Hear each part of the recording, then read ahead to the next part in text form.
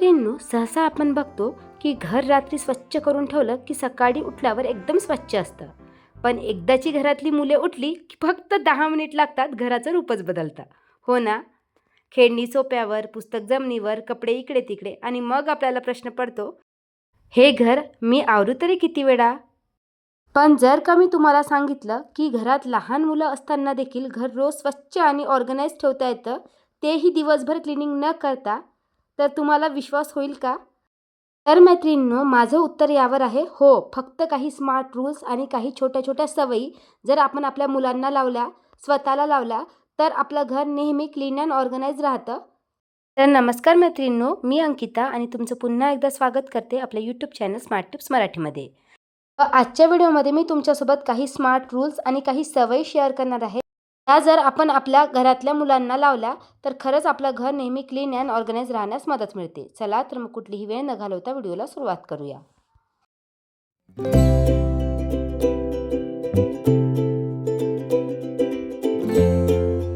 इथे आता लहान मुलांच्या बाबतीत बोलतच आहोत, तर एक इम्पॉर्टंट गोष्ट तुमच्यासोबत शेअर करावीशी वाटते. सहसा आपल्या घरात जर लहान मुले असतील ना, त्यांना एखादा नवीन पदार्थ खाऊ घालणे हा सर्वात मोठा प्रश्न असतो. बरेचदा तर लहान मुलांना भाज्या खाऊ घालणे हे देखील खूप टेन्शनचं काम असतं. त्यामुळे अगदी सिंपलसी रेसिपी मी माझ्या मुलीसाठी बनवतच होते, तर विचार केला की तुमच्यासोबत शेअर करावं. तर सहसा आपण बघतो की लहान मुलांना लौकी, त्याचबरोबर भोपळा झाला, या व्यतिरिक्त अशा बऱ्याचशा भाज्या असतात जे ते खायला कंटाळा करतात. मग अशा वेळेस मी काय करते की त्याचपासून चिले किंवा थालीपीठ बनवत असते.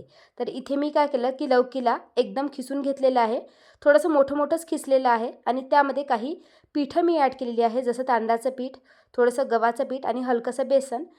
बेसिकचे मसाले घातले आहे, मिरची पावडर, मीठ, जिरा पावडर, धने पावडर आणि थोडीशी तीळ. हे पिठं मिक्स करून घ्यायची व्यवस्थित आणि वाटेल तर तुम्ही यापासून थालीपीठ बनवू शकता. जसं बरेच जण त्याला थालीपीठ म्हणतात, कोणी धिरड म्हणतात, कोणी धपाटे म्हणतात. नाहीतर मी बरेचदा काय करते की यामध्ये भरपूर असं पाणी घालते आणि जसं आपलं चिल्याचं पीठ असतं ना, त्याचप्रमाणे अगदी पातळ पीठ करते. फक्त जर मला चिला बनवायचा असेल तर त्यामध्ये मी थोडंसं दही देखील ॲड करते आणि अशा प्रकारे तव्याला मी थापून घेते. नाहीतर मग जसं चिले टाकते त्याप्रमाणे टाकते.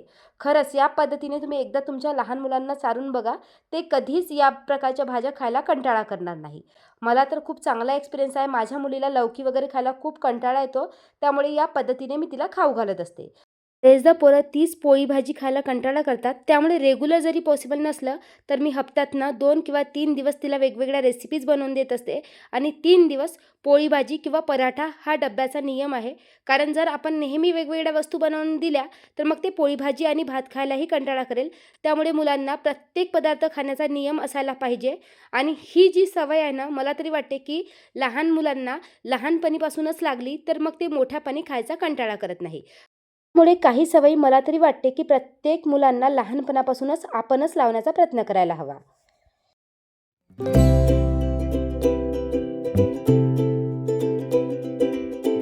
यानंतर वळूया आपल्या मेन टॉपिककडे. सहसा आपण बघतो की घरात जर लहान मुले असतील तर खूप जास्त पसारा होतो. कपडे इकडे तिकडे पडलेले असतात. बरेचदा त्यांच्या ज्या खेळण्या असतात त्या इकडे तिकडे ठेवलेल्या असतात. घरभर त्या खेळण्यांचा पसारा असतो. सोप्याचे कवर विस्कटलेले असतात. जिकडे तिकडे पाणी सांडून ठेवतात बरेचदा मुलं. शूज इकडे तिकडे ठेवलेले असतात. त्यांची स्कूल बॅग वेळेवर कुठे ठेवलेली असते कळत नाही. त्यांचे बुक्स वेळेवर मिळत नाही. मग अशा वेळेस त्या वस्तूंची योग्य जागा डिसाईड करणे खूप गरजेचे आहे. तसंही मी माझ्या नेहमी व्हिडिओमध्ये सांगत असते की घराला नेहमी स्वच्छ आणि ऑर्गनाइज जर ठेवायचं असेल तर एक रूल तर नेहमी फॉलो करायला हवा की घरातल्या प्रत्येक वस्तूला स्वतःचं घर असणे खूप गरजेचे आहे. म्हणजे जर प्रत्येक वस्तूला स्वतःची जागा जर असली ना, तर घरात कितीही वस्तूंचा तो पसारा झाला ना, तरी तो पसारा अगदी 10 मिनिटात आपण निपटवू शकतो. 10 मिनिटात वस्तू जागच्या जागी नेऊन ठेवल्या की पसारा गायब होतो. घर म्हटल्यावर पसारा हा होणारच. बघा, माझ्याही घरात लहान मुलगी आहे आणि थोडाफार पसारा तर होतोच.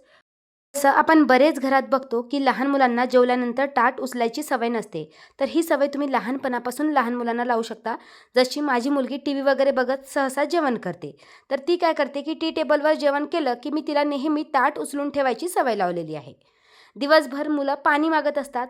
मी कधी माझ्या कामामध्ये बिझी असते. वरती फिल्टर असल्यामुळे ती पाणी घेऊ शकत नाही. त्यामुळे मुलं काय करतात की पाणी प्यायचा कंटाळा करतात.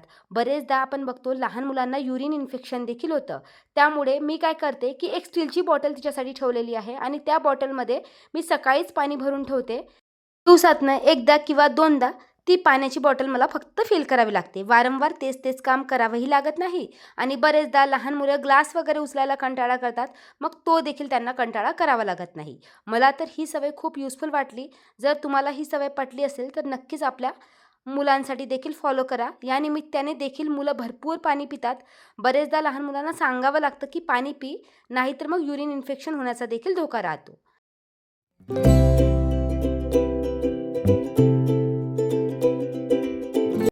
त्यानंतरची दुसरी सवय, सहसा आपण बघतो की घरात लहान मुले असतील तर सर्वात जास्त पसारा होतो तो त्यांच्या खेळण्यांचा.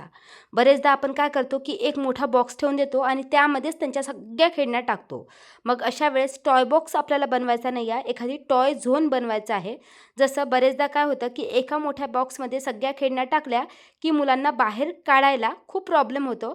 त्याऐवजी जर आपण टॉय झोन तयार केला, म्हणजेच एखाद्या मोठ्या बॉक्समध्ये आपल्याला फक्त सॉफ्ट टॉईज ठेवायचे आहे, एखाद्या बॉक्समध्ये साध्या खेळण्या ठेवायच्या आहे.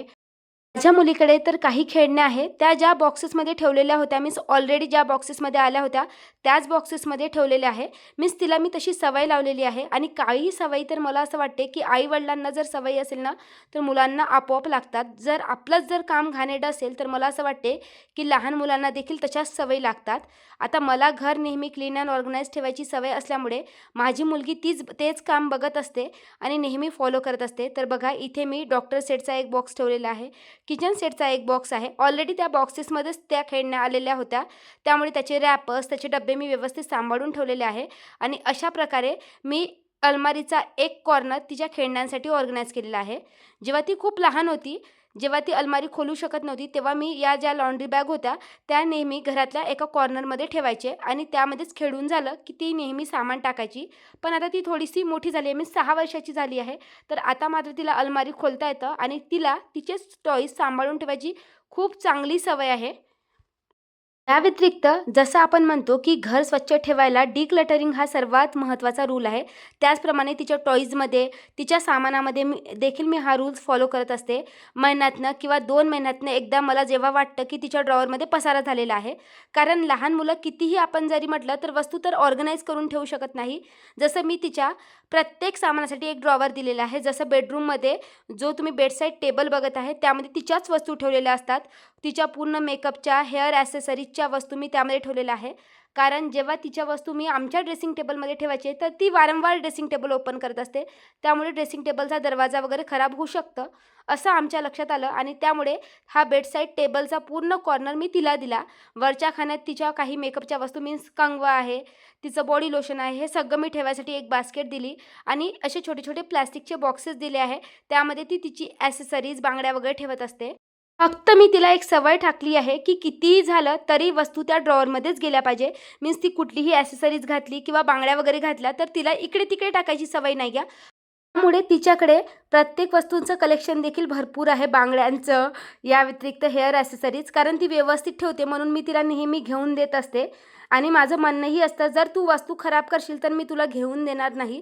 त्यामुळे बघा, पहिले ड्रॉवर कसं होतं, पण महिन्यातनं किंवा 2 महिन्यातनं एकदा आम्ही दोघीही मिळून ते ड्रॉवर ऑर्गनाईज करत असतो.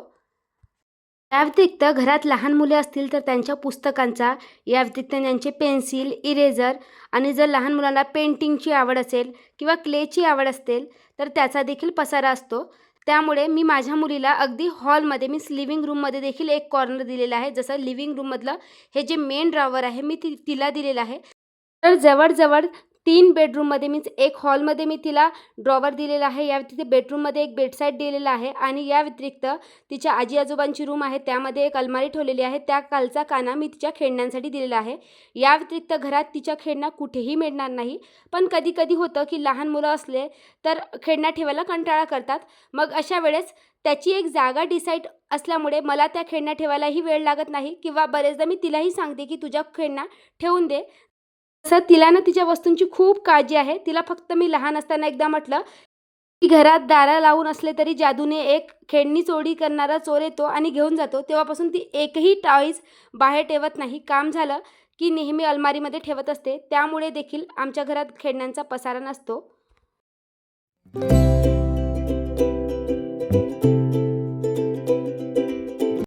असं नाही की घरात लहान मुले आहेत म्हणूनच पसारा होतो.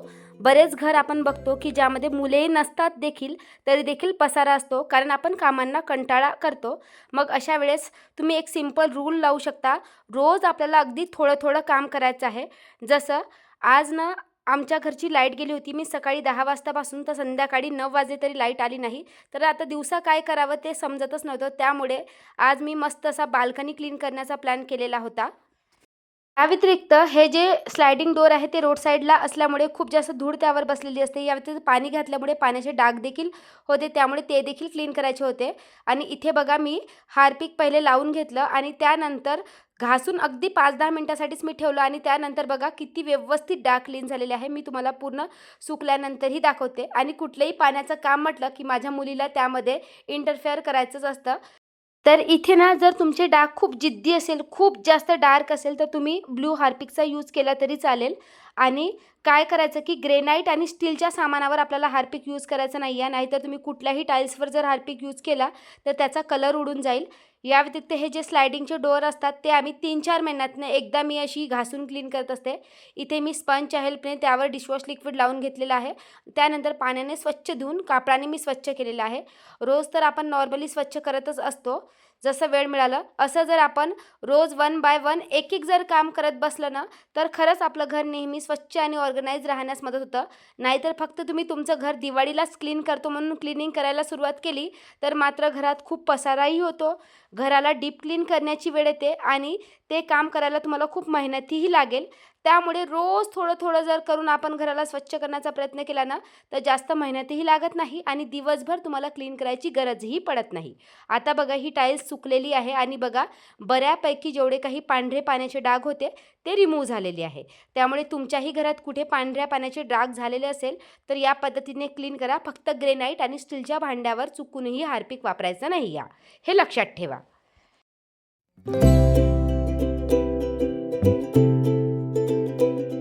आणि शेवटी घराला नेहमी स्वच्छ आणि ऑर्गनाइज ठेवायचं असेल तर हा एक 10 मिनिट क्लिनिंग रूल आपल्या प्रत्येक लेडीजला असायला हवा.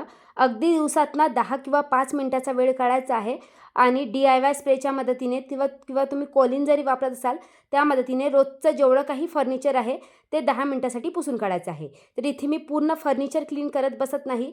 अगदी महत्त्वाचा जो काही एरिया असतो, TV टेबल आहे, टी टेबल आहे, जे काही हॉलमध्ये ठेवलेलं फर्निचर आहे, स्टडी टेबल आहे, या व्यतिरिक्त ड्रेसिंग टेबल आहे, यावर अगदी हा स्प्रे मी वापरत असते. हा होममेड स्प्रे आहे आणि अगदी हलक्या हाताने मी पुसत असते. एखाद्या दिवशी स्किपही होतं, पण रेग्युलॅरिटी असल्यामुळे यावर काही जास्त धूळ बसत नाही आणि मला जास्त मेहनत देखील करावी लागत नाही. त्यामुळे तुमच्या घरात देखील खूप जास्त धूळ येत असेल किंवा डीप क्लिनिंगची गरज पडत असेल तर ही अगदी 10 किंवा 5 मिनिटाची सवय तुम्ही नक्कीच लावा. खूप जास्त फायदा होतो आणि घरात धूळ देखील राहत नाही. आणि शेवटी सर्वात महत्त्वाचं सांगायचं म्हटलं तर घरात लहान मुलं असताना घर म्युझियमसारखं परफेक्ट असण्याची गरज नाही. कधी मूल खेळतील, पडतील, चित्र काढतील, कधी पसाराही करतील. मैत्रिणींनो, थोडक्यात सांगायचं म्हटलं तर स्वच्छ घर म्हणजे पसारा कधीच होत नाही असं नाही. स्वच्छ घर म्हणजे पसारा झाला तरी तो आपल्याला पटकन आवरता येईल, रिसेट करता येईल असं आपलं घर आपल्याला सेट करायला हवं. त्यामुळे स्वच्छ घर महत्त्वाचं आहे, पण मुलांसोबतचे सुंदर क्षण त्याहून महत्त्वाचे आहे. म्हणून घर आवरताना मैत्रिणींनो स्वतःवर प्रेशर घेऊ नका. स्मार्टली ऑर्गनाईज करा. मुलांनाच देखील सहभागी करून घ्या आणि घराचा आनंद घ्या. व्हिडिओ आवडला असेल तर नेहमीप्रमाणे लाईक करा, शेअर करा आणि व्हिडिओ थोडा जरी युजफुल वाटला तर कमेंट करून नक्की सांगा. चला तर भेटूया अशाच एका नवीन व्हिडिओमध्ये. तोपर्यंत बाय बाय.